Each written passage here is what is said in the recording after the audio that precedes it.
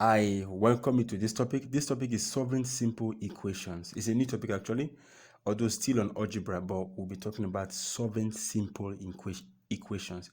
This is slightly different from what we'll be doing before because what we'll be doing now will be equations. How do I mean?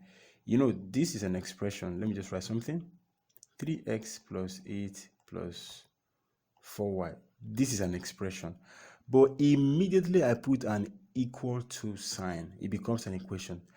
If immediately I remove this, for instance, and then I write, let's say 2 is equal to 8x, this becomes an equation. So we have left-hand side and we have what? Right-hand side. Now, look at some key things you need to note here. An equation remains true if we add the same amount to both sides. So there's something called the balance method. If you want to solve simple equations, most people, they use the balance method, which is actually very popular. You have to add the same amount to both sides. If you are adding, now look at this equation. This is the left-hand side, LHS, sorry, and RHS, right-hand side, left-hand side. If you add 8 to this side, let's say you have 3x plus, this 3x plus 2. If you add 8 here, you must also add 8 to the right-hand side for balancing.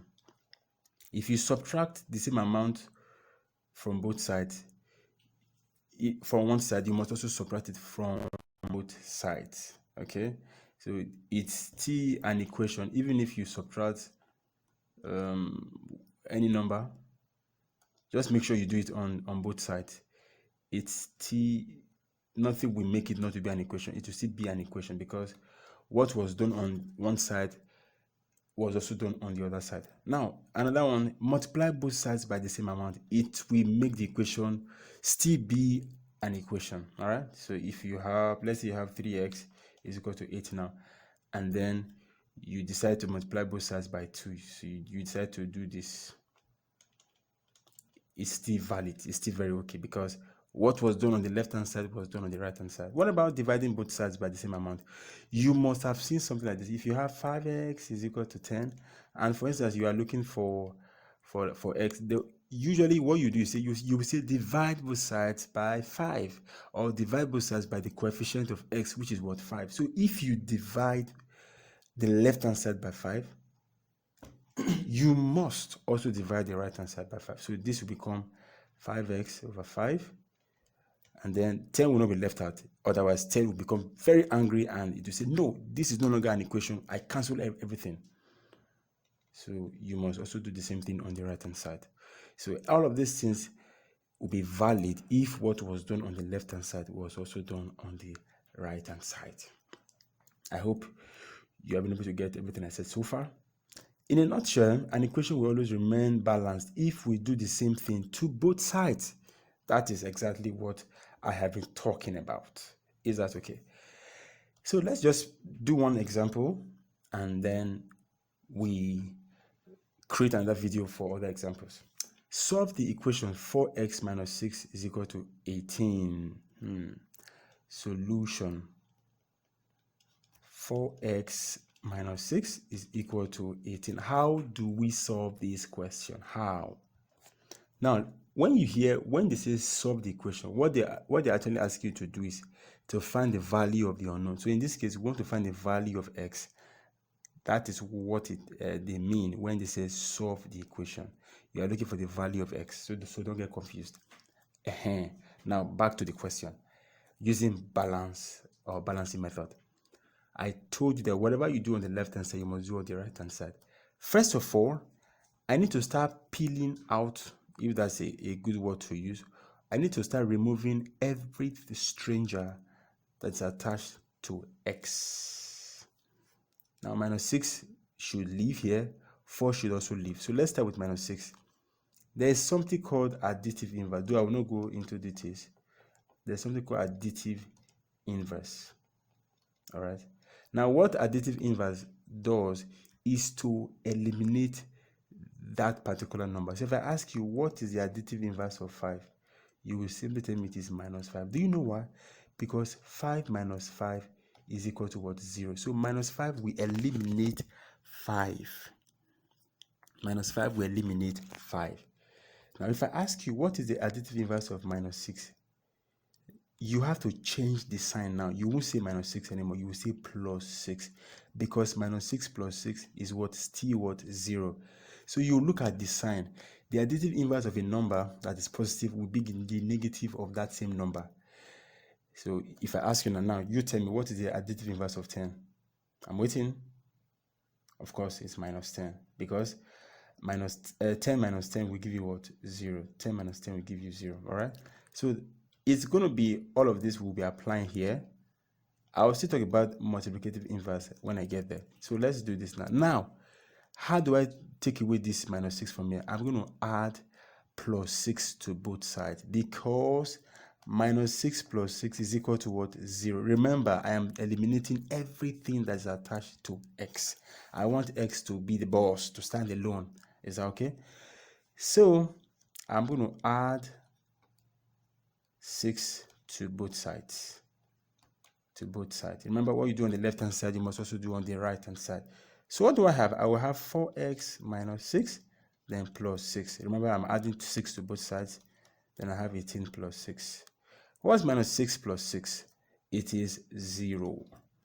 So I can just write 4x plus 0, or just 4x. Just 4x. It's fine too. All right. Now what's 18 plus 6? That's what? 24. 24. Now I want to talk about multiplicative inverse. Let me talk about multiplicative inverse. Are you with me on this now? Multiplicative inverse. Are you ready? Let's talk about this. What is multiplicative inverse? Now, multiplicative inverse is that number when you multiply by the original number, you are going to get 1. You are going to get 1. So if I ask you now, what is the multiplicative inverse of 5? It is 1 over 5. Just find the reciprocal of that number, or you inverse the number. All right. So because 5 will cancel 5, give you what? 1. So it's actually a way of eliminating 5. But in this case, you are getting 1 as the result. No, not 0 for additive inverse, but for multiplicative inverse, you are getting 1. So if I ask you now, what is the multiplicative inverse of 7? What would you tell me? It is what? 1 over 7. Because 7 will cancel 7, giving you what? 1. Let me ask you again, what is the multiplicative inverse of 3 over 2? Just inverse this fraction. So the multiplicative inverse is what? 2 over 3. Do you know why? This 2 will cancel 2, 3 will cancel 3, giving you what? 1. Remember I told you, when you multiply a number by its multiplicative inverse, you are going to get 1 as the result. So please don't forget these two things I have explained so far to you. Additive inverse and multiplicative inverse. Is that okay? Good. So I'll say I can say multiply both sides by the multiplicative inverse of 4. But please, I will not be doing this in the subsequent video, because, or in the subsequent example, because some of these things can be easily done without saying it. So I will just say multiply. In fact, there are easier ways of doing this. Multiply both sides by the multiplicative inverse of what now? Of 4, because I want to eliminate 4 from here, of 4. Now remember, if it is plus or minus, I use additive inverse. But when it is, 4x means 4 times x, because there is times in between 4 and x. That's why I am using multiplicative inverse to remove the 4 from there. So watch this now. That will be 4x times. What is the multiplicative inverse of 4? It is 1 over 4. And then what you do on the left hand side, you must also do where? On the right hand side. Is that okay? Please don't, but I know this might look long, but I'm just trying to establish something with this example. Subsequently, I will not be doing this. So 4 will cancel 4. Now you see 4 is gone now. And 4 into 24 is what? 6. So I have x, therefore x is equal to what? 6. All right. x is equal to 6. Please don't forget this additive inverse and multiplicative inverse I told you. All right, like I said, this I'm using you to establish this so that you understand when they say divide both sides by 6, what does it really mean? They are actually applying multiplicative inverse, but you may not just know that. Okay, now we got our x as what was our x? Our x was what? 6. Now let's test if this will be correct. Since my x was 6, 4x times 6 minus 6. Let's see if this will give us 18. What was 4x? What was 4 times 6? That's 24, right? What's 24 minus 6 is 18. So this is how you test if you are right or you are wrong. Good. Don't worry, in the next example, I'm going to be showing you how to do this without writing all this additive inverse and multiplicative inverse. Is that okay? So now if I get here, instead of saying multiply both sides by the multiplicative inverse, I will just say divide both sides by 4. It's the same thing actually. Divide both sides by 4 and that will give me my answer. Thank you. I'll see you in the next video. Bye.